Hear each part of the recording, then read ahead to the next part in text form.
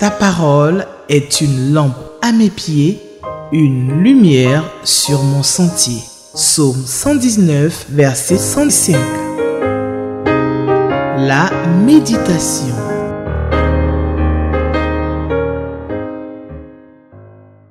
Bonjour, bien-aimés du Seigneur Jésus. La grâce merveilleuse de notre Dieu vous accompagne tout au long de cette belle journée. Jésus, notre Maître, en nous transmettant les secrets du royaume que son Père lui a confié, a fait de toi et de moi les dépositaires, les gardiens, les colonnes, les protecteurs de cette vérité. Comment donc pourrons-nous préserver cette vérité? C'est en la méditant, c'est en la pratiquant chaque jour. Comment donc la pratiquer? C'est faire sa promotion en la proclamant autour de nous pour le salut des hommes. C'est ce que nous allons faire aujourd'hui en sondant les Écritures dans Matthieu chapitre 21, 33 à 46, avec les questions 2, 3 et 6 de notre lecteur. Bien-aimés, nous prions avant de lire et de méditer la parole de Dieu. Seigneur, tu as fait de nous les gardiens de ta parole, les gardiens de la vérité. Et pour que, Seigneur, cette mission soit bien accomplie, tu nous demandes chaque jour de méditer cette parole, de la pratiquer, de la proclamer, de la partager autour de nous. Donne-nous d'accomplir cette mission avec zèle, avec fidélité, avec courage, avec persévérance. Nous voici encore devant ta face. Nous prions pour qu'à travers ta parole, tu puisses nous parler, nous enseigner, afin que nous puissions savoir que tu nous as choisis pour être les gardiens de ta parole. Bénis ta parole, bénis chacun de nous, au nom de Jésus notre Sauveur. Amen. Bien-aimés, nous lisons notre texte dans Matthieu chapitre 21, versets 33 à 46. Écoutez donc cette parabole. Un homme avait une propriété. Il y planta une vigne. Il l'entoura d'une haie. Il y creusa un trou pour le pressoir et il construisit une tour pour la surveiller. Après cela, il alloua des vignerons et partit en voyage. À l'approche des vendages, il envoya ses serviteurs auprès de ces vignerons pour recevoir le produit qui lui revenait. Mais les vignerons se précipitèrent sur ses serviteurs. L'un d'eux fut roué de coups, un autre fut tué, un troisième assommé à coups de pierre. Le propriétaire envoya alors d'autres serviteurs plus nombreux que les premiers, mais il fut reçu de la même manière par les vignerons. Finalement, il leur envoya son propre fils en se disant, « Pour mon fils au moins, ils auront du respect. » Mais dès que les vignerons aperçurent le fils, ils se dirent entre eux, « Voilà l'héritier, venez, tuons-le, et nous récupérerons son héritage. » Ils se jetèrent donc sur lui, le traînèrent hors du vignoble et le tuèrent. Quand le propriétaire de la vigne viendra, comment agira-t-il envers ses vignerons? Il lui répondit, il fera exécuter sans pitié ces misérables, puis il confiera le soin de sa vigne à d'autres vignerons qui lui donneront sa part de récolte en temps voulu. Et Jésus ajouta, n'avez-vous jamais lu dans les Écritures, la pierre rejetée par les constructeurs est devenue la pierre principale à l'angle de l'édifice. C'est le Seigneur qui l'a voulu ainsi, et c'est un prodige à nos yeux. Voilà pourquoi je vous déclare que le royaume de Dieu vous sera enlevé, sera donné à un peuple qui en produira les fruits. Mais celui qui tombera sur cette pierre-là se brisera la nuque. Si elle tombe sur quelqu'un, elle écrasera. Verset 45. Après avoir entendu ces paroles, les chefs des prêtres et les pharisiens comprirent que c'était eux que Jésus visait. Ils cherchèrent un moyen de l'arrêter, mais ils avaient peur des réactions de la foule, car tous considéraient Jésus comme un prophète. Question numéro 2. Qu'est-ce que ce texte m'apprend sur Dieu le Père, sur Dieu le Fils et sur Dieu le Saint-Esprit? Sur Dieu le Père d'abord. Verset 33. Dieu le Père est un propriétaire de champs. Il est propriétaire d'une vigne. C'est un bon planteur, un bon vigneron, un grand travailleur. qui sait prendre soin de ses plantations. C'est un excellent investisseur qui met en œuvre beaucoup de moyens pour que son entreprise, son affaire, son investissement soit rentable, porte des fruits. Il ne choisit pas n'importe quelle plante, il choisit les meilleures. Il creuse un trou pour le pressoir, une tour pour surveiller sa plantation. Il confie sa plantation, son champ, à des ouvriers qualifiés pour le gérer. Il met sa plantation en location. Il confie son champ à des collaborateurs. C'est une marque d'honneur, une marque de générosité, une marque de confiance de la part de Dieu. Dieu respecte les termes de son contrat qu'il a conclu avec ses ouvriers. Il n'envoie les serviteurs vers ses vignerons qu'au temps marqué dans le contrat pour réclamer sa part. Il ne les envoie que quand le temps de la récolte arrive, quand le temps de la moisson arrive, à la saison des vendages, à la fin du mois. Dieu n'est pas un tyran, Dieu n'est pas un dictateur, un homme dur, un homme méchant, qui moissonne là où il n'a pas semé et qui amasse là où il n'a pas vanné. Il ne s'accapare pas de toute la récolte. Il est bon, il est juste, il est équitable. Il ne réclame que ce qui lui revient de droit, son dû, sa part, la part de produit conformément au thème du contrat. Versets 34 à 36. Dieu possède aussi des serviteurs qui sont à sa disposition, qu'il envoie pour accomplir des missions dangereuses, des missions risquées dans le cadre de l'avancement de son royaume. Dieu envoie plusieurs délégations pour réclamer son dû, démontrant ainsi son amour, sa patience envers ces méchants vignerons. Il ne désire pas qu'aucun ne meure, mais il veut que tous soient repentants, soient sauvés et qu'il donne sa part de récolte. Il n'abandonne jamais les projets de salut. Comme le potier, il refait toujours un autre pot, comme il le juge bon avec l'argile. Quand le premier a échoué, il reprend.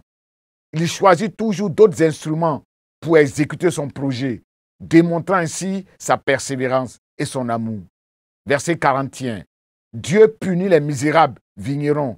Il punit la déloyauté. Il punit le manque d'honnêteté. Il punit le manque de rentabilité. Verset 42. Dieu fait des choses remarquables. Lui seul, dans sa puissance infinie, avec autorité, avec puissance et de façon souveraine, peut faire d'une pierre qui a été rejetée la pierre principale, la pierre incontournable de l'angle de l'édifice. Qu'est-ce que nous apprenons sur Dieu le Fils? Verset 33. Jésus, un bon pédagogue, qui ne cesse jamais d'utiliser des histoires imagées pour faire passer ses enseignements. Un excellent pédagogue qui, sans choquer, sans blesser son auditoire, composé de ses plus farouches ennemis, les chefs religieux, il est capable, par des questions subtiles, de les amener à se juger eux-mêmes, à se condamner, à prononcer leur propre sentence. Il fera périr ces hommes méchants d'une mort terrible et louera sa vigne à d'autres qui le payeront sans retard. Versets 37 à 39. Dieu a parlé à son peuple à plusieurs reprises, de plusieurs façons, de plusieurs manières, par des prophètes qui ont été lapidés, qui ont été liés, qui ont été rejetés, qui ont été tués. Aujourd'hui encore, dans son amour, il nous envoie son propre Fils pour nous parler. Son Fils qui est l'héritier de son royaume, le propriétaire de la création entière, le Fils qui reflète sa gloire, l'empreinte exacte de son être, l'expression de sa nature. Hébreux 1, versets 39 à 42. Jésus, ce Fils bien-aimé, la pierre angulaire, le fondement de l'édifice, a été rejeté, a été cloué à la croix du calvaire comme un vulgaire brigand. Verset 44. Ce Jésus, sa vérité, son œuvre sont devenus une pierre d'achoppement, un obstacle, une pomme de discorde qui divise les peuples, qui provoque l'incompréhension, l'endurcissement, l'écrasement, la mort de tous ceux qui sont incrédules. Bien-aimés, quels sont les exemples que nous pouvons suivre dans ce texte et quels sont les exemples que nous devons rejeter dans ce texte? Exemple à suivre. Nous devons suivre l'exemple de notre Père, Dieu, dans nos affaires spirituelles et matérielles. Nous devons bien prendre soin de nos investissements, s'aimer le vrai évangile, semer la bonne semence, entretenir les disciples convertis par l'affermissement, l'édification, l'exhortation, des encouragements. Nous devons être persévérants, courageux comme notre Père, ne jamais abandonner, ne jamais baisser les bras dès les premiers échecs. Nous devons accepter de partager nos charges avec des collaborateurs dévoués et honnêtes, qualifiés. Les termes du contrat qui nous lient à nos collaborateurs doivent être clairs, précis, dans la fixation des objectifs, dans la fixation des résultats attendus et dans les récompenses proposées.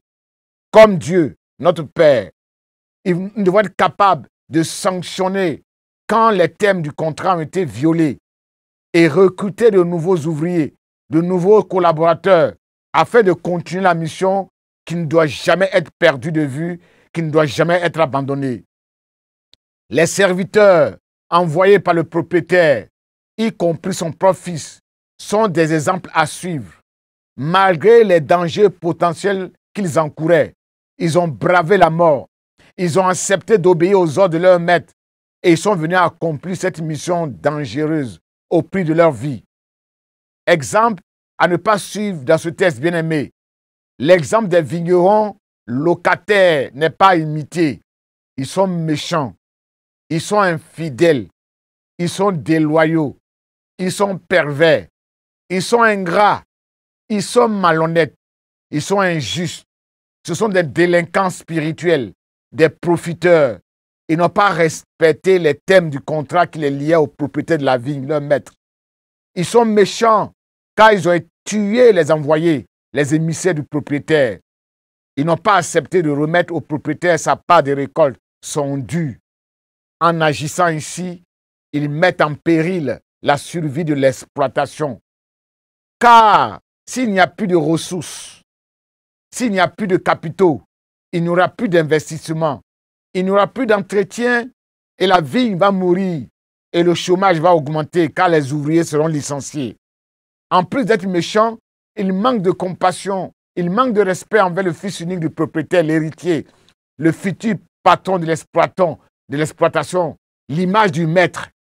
Ils l'ont humilié sans ménagement. Ils l'ont tué sauvagement dans le but de faire souffrir le propriétaire de la vigne.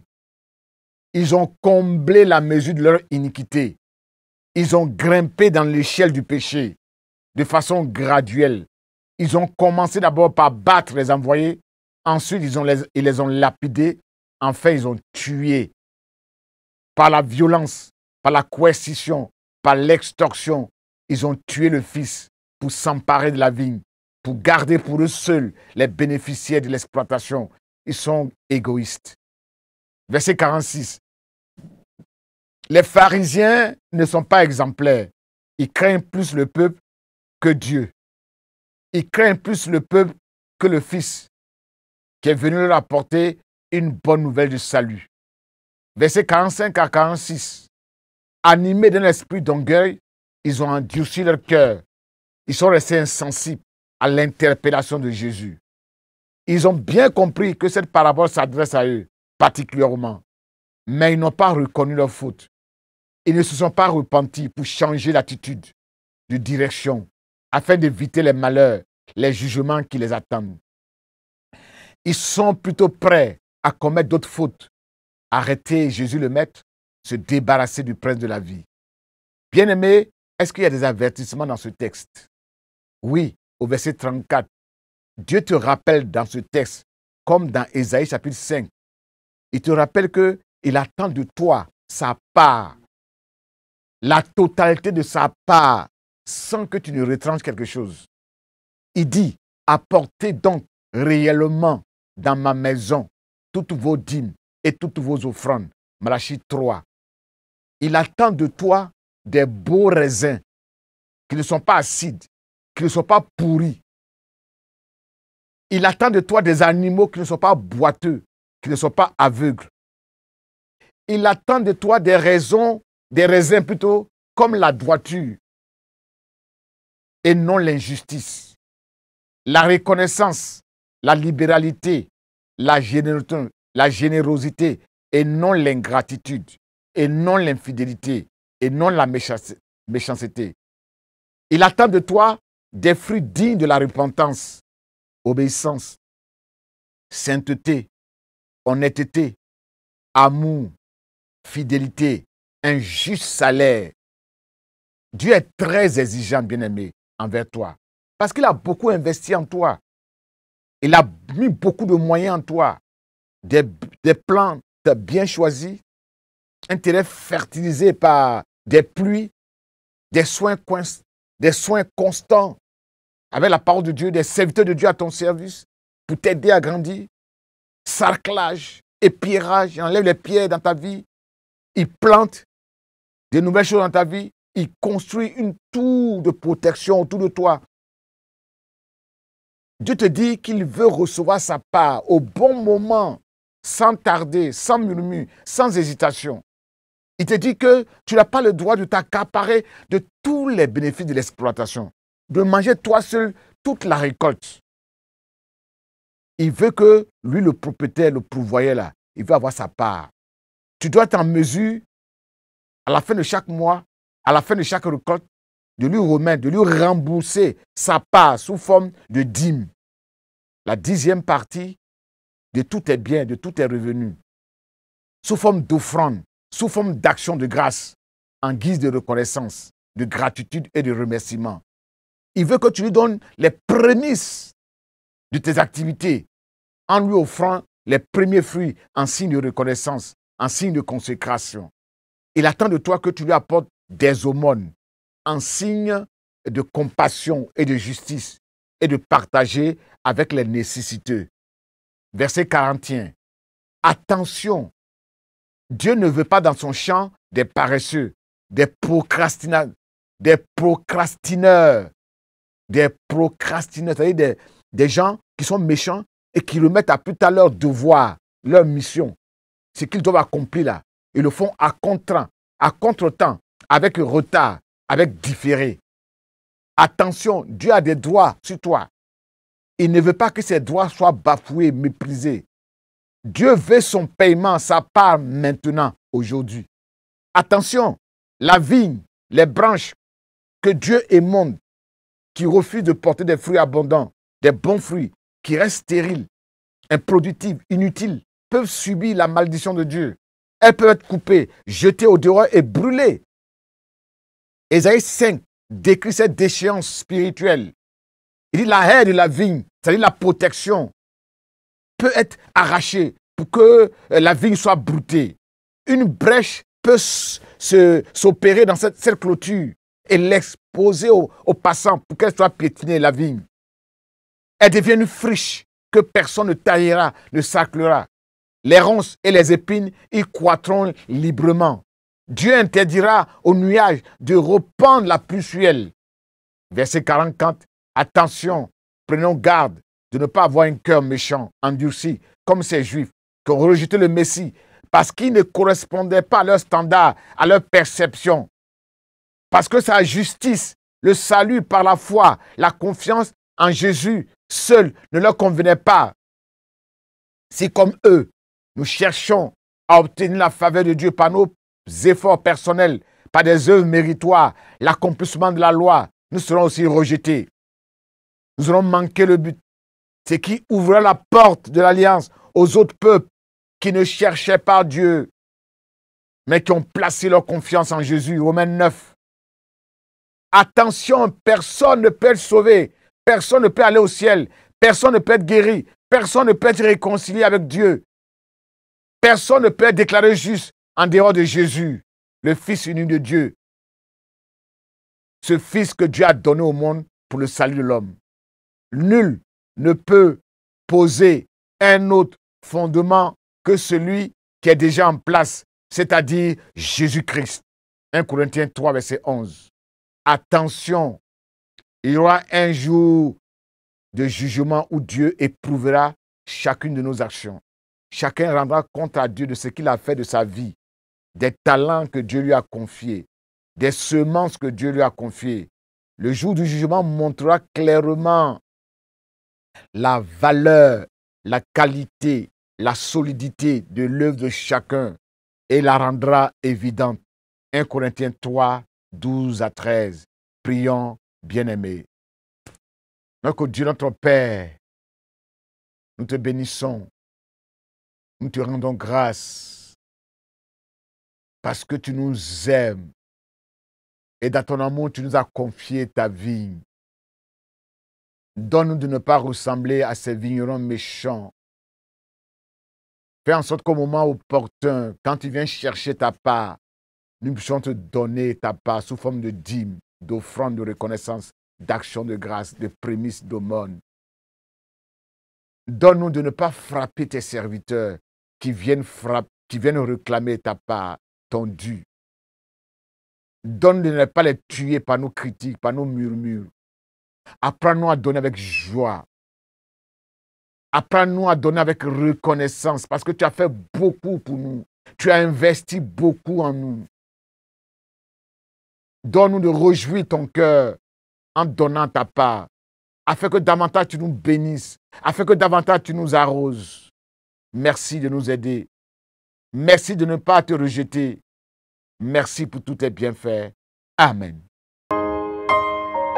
Ta parole est une lampe à mes pieds, une lumière sur mon sentier. Psaume 119, verset 105. La méditation.